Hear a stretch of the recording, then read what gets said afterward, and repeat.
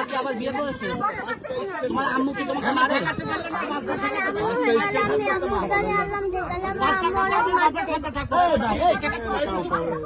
হ্যাঁ, কি বলে আম্মু? কি বলে আম্মু?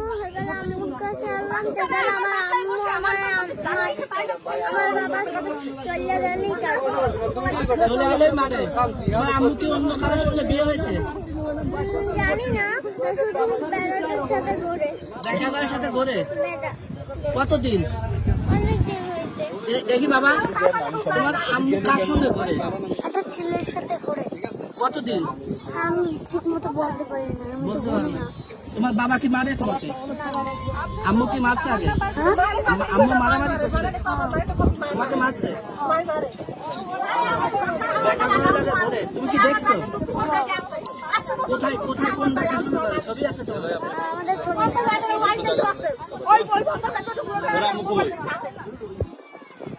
আচ্ছা আপু, আপনি কি হন আসলে বলেন? আমি কিছুই না, আমি ফেসবুকে কোম্পানির মাধ্যমে যে এজেন্টের মাধ্যমে আমি ওনার কাজের বাচ্চা কেয়ার গিভারের কাজ করি।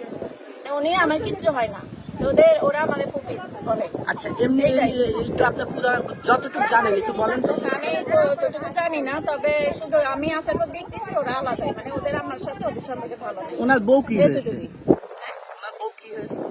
ওনার বউয়ের কি হয়েছে আমি তো জানি না, এতটুকু ওদের পার্সোনাল ভাবে তো আমার জানা কথা না ভাই। ওনার বউ আপনাকে স্টেটমেন্ট দিচ্ছে যে আপনি ওনার সঙ্গে পরে আমি কিচ্ছু জানি না, আমি এখানে এসে অর্ডার করি, উনি আমার হাত ধরি মানে এই সিঙ্গেল গুলো করতেছি।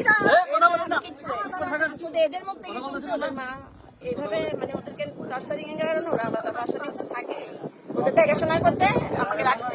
ভাই, আপনি একটু বিস্তারিত বলেন। আপনি একটু পুরো বিস্তারিত বলেন। ভাই, ওর সাথে দীর্ঘ 12 বছরের সম্পর্ক, ঠিক আছে? 12 বছরের সংসার।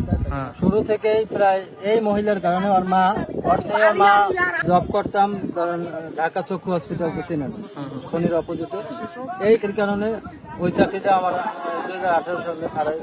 তারপর বিভিন্ন মানসিকভাবে শারীরিকভাবে অত্যাচার নির্যাতন, আমার মা বাবা একবার বলছিল যে ই করে দিতে। তারপর সব মিলিয়ে দিলে এখন এগুলো তো বললে হয় না, এই দেখেন দাগ কিন্তু এখনো আছে, ঠিক আছে? বিভিন্ন ধরনের বাচ্চাদের উপর নির্যাতন, আমার উপর নির্যাতন। এক সময় আমার মানসিক কষ্ট আমি বাচ্চাদের দিক দিয়ে ওদের ভালো পাইলে হবে, আমি আমার কষ্ট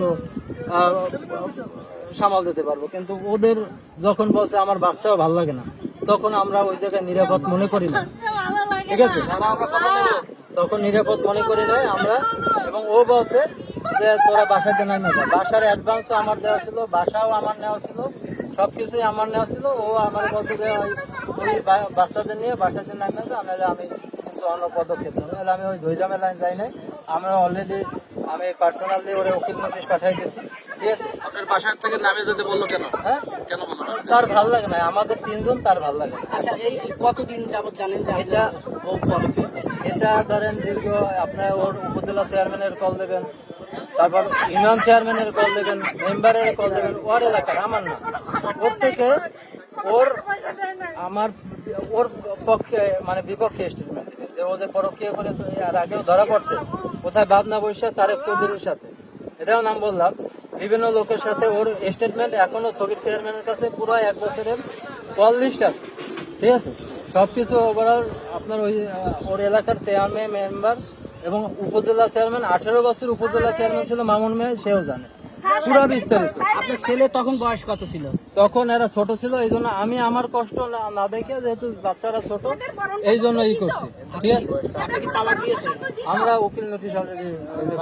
আপনি কথা নেবো আমরা। ছেলের এখন বয়স কত? ছেলের এখন বয়স 9। আর যখন পরকীয়া করতো তখন বয়স কত? তখন ছিল কত আপনার কয়টায় আপনার কোনো প্রুফ আছে? কথা নেবো আমরা। আপনি কি বলতেছেন আমরা শুনবো একাধিক তো। আছে আমার কাছে। কোনো ছবি আছে? ওই যে ছবি দিয়ে আদান প্রদান করছে, এগুলো আছে।